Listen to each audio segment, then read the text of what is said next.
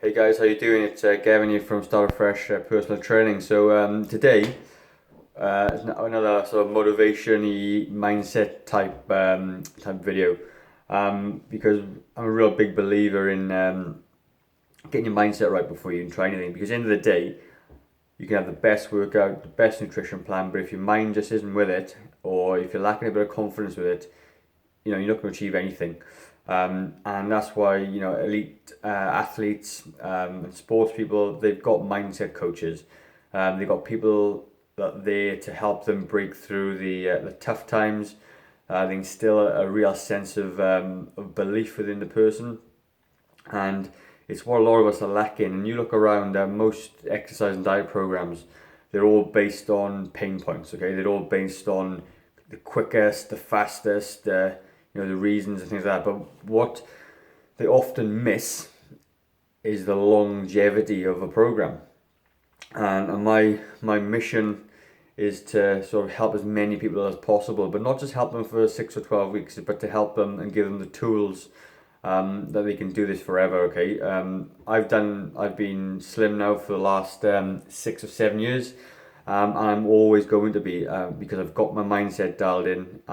Yes, the exercise nutrition is part of it, but ultimately I need to have my mind right before I do it. And it's all about be regardless of the mood you're in, you still have to think about your goal, and you still got to think ahead. Because tomorrow, when you wake up in a good mood, you might feel a bit rubbish, like you should have done something yesterday and you didn't. So what I believe is the one of the biggest obstacles trying to lose weight and get healthy is, like I said, is mindset.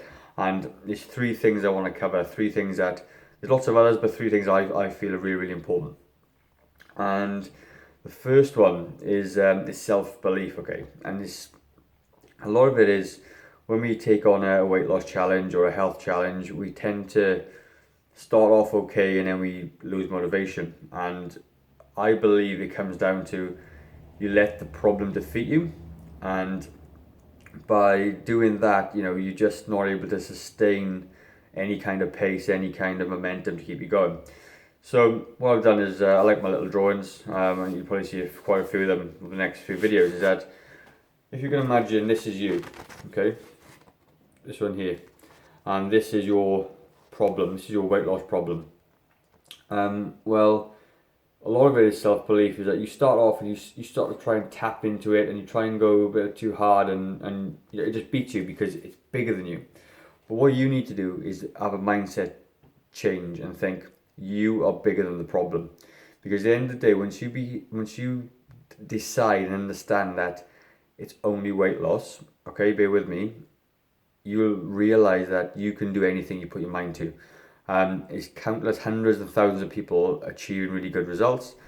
Not all of them do for long term, but if you can just change your mindset and understand that, don't think about past failures, don't worry about what's happened beforehand and the struggles you used to have. You are bigger than the problem. And if you switch it on its head, this becomes you, this becomes a problem. You are much bigger than the problem. And by becoming bigger than the problem, you're more in a better place to tackle it. It's just like, people that climb Mount Everest, for argument's sake. It's a massive mountain and most people couldn't do it. But they believe that they can get up that mountain. They believe that they can get up there. And a lot of it is down to their belief, and they've got a motivation behind that. So the first thing I want you to start doing is stop saying to yourself negative affirmations. Now, a negative affirmation is something along the lines of, oh, I can't do that. And it's your initial gut reaction to a problem, I can't do that. Now, the problem with that is that it's a self-fulfilling prophecy. If you keep saying to yourself, I can't do something, then you're absolutely right. You've already talked yourself out of the problem and the solution. And if you keep on saying, I can't do it, I can't do it, I can't do it, over time, your mind and your body will just automatically start to think, start to believe and act as, I just can't do it. What's the point? Can't do it, can't do it, can't do it. However, if you twist that around a little bit and say, I can do it, or I'm going to struggle with, but I will do it, I can do it, I know I can do it. If you say that to yourself and start retraining yourself into a positive affirmation, you're going to find yourself in a much better place. Your self-esteem is going to go up, your confidence is going to go up, and you're just going to be able to smash into that goal. Is it going to be easy? No. Are you going to have setbacks? Absolutely you're going to have setbacks. But as long as you keep saying to yourself that you can do it, I can do it, you'll be fine. It's one of the things I used to find is that when I started to lose weight, I just can't do it. I got slow metabolism, I'm big boned, and it's just never meant to be. And straight away, talk myself straight out of it. I'll sit on the couch, I can eat the sweets, doesn't matter, it's done. But the moment I changed my mindset to start saying, I can do this, it's only fat loss. I can do it. And if I can do it, you guys can do it. There's no reason, there's no difference. It's just having the sort of mindset shift. And there's little ways you can do it. I'm not here to tell you to meditate and all sort of thing, but notice yourself. It's about being aware, okay? So notice when you think to yourself, I can't do it. And when you say that, just be conscious of the fact, why have you just said that? Why can't you do it? And have a think about why you can't do it. And then, even if you feel inclined, get a bit of paper and write down what it is. Why can't you do it? And you're going to come up with time. You're going to come up with you can't cook. You're going to get up with no support, no family. But they're all tiny little excuses that you've just made over time. And none of them really are real. They're just your opinion. They're not the facts. So in order to overcome a problem, a negative affirmation, you need to take it step by step. And you just got to think, well, okay, there's a lot of things going on here. I haven't got much time. I haven't got a thing.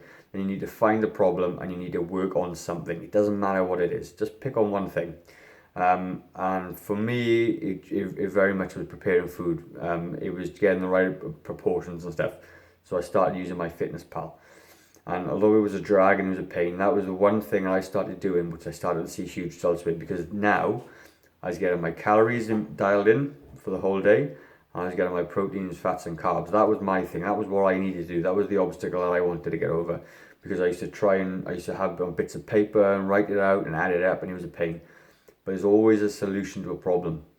You just got to find it and you just got to think about it and you just got to keep on trying. All of a sudden it'll click. And then once you do that, I started thinking, well, I can do this. And when I first started doing it, my mission was to get a six-pack. It was all vanity. It was like something I was completely unachievable, that I never think I could ever do. And people used to say to me, you never do it. You will never do it. Do you know how hard that is? Do you know how hard that is? And people were telling me I couldn't. And I thought, well, why not? Why can't I do it? If this person can do it and this person can do it, but why can't I? And I became bigger than the problem. I became bigger than the issue, and I did it, and I did do it. I've done it several times. I don't particularly enjoy the experience of getting a six-pack, and it's not very comfortable when I'm there, but I've done it and I can do it. But it's all about giving yourself some positive affirmations, getting rid of the negative affirmations, and start believing in yourself and saying, I can. Find a solution, find a way around that problem, and obviously you're going to be there, all right? So the second one is going to be all or nothing mentality, and I'm really guilty of this myself.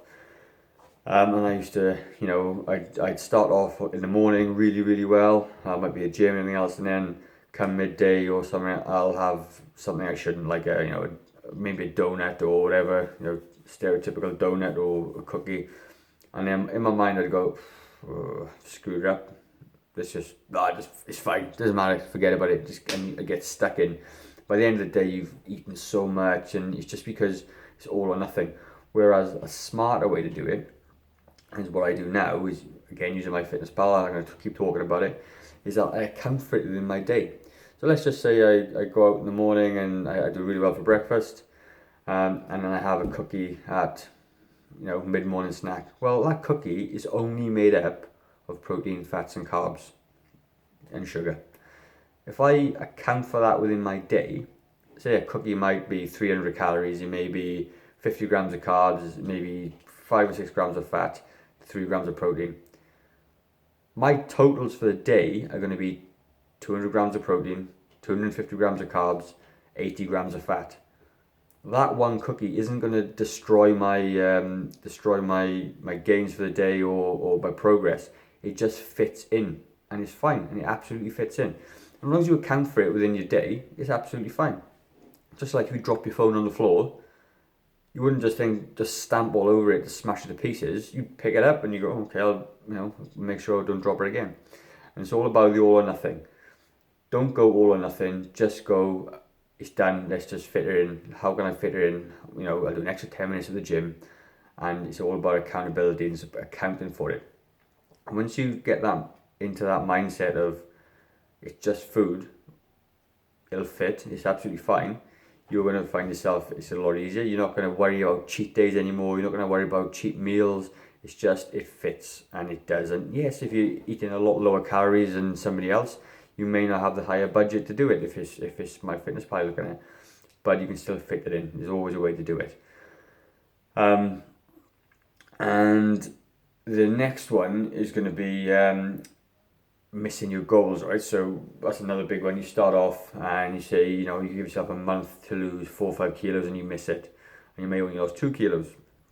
Well, a lot of people will get really disheartened. Me personally, I used to as well, and you go, what's the point? But the point of the matter is, even if you miss your goal, at the end of that month, you've still lost 2 kilos. It's still 2 kilos more than you did before. And progress is progress. However small it is, it's progress. And it may not be what you wanted, but it's still progress and you still got there. What's the worst that can happen? Nothing. If you give up, you go back to square one. But if you keep on pushing through and you re-look at what you've done, and re-look at how you can do better next month, then you're going to be absolutely fine.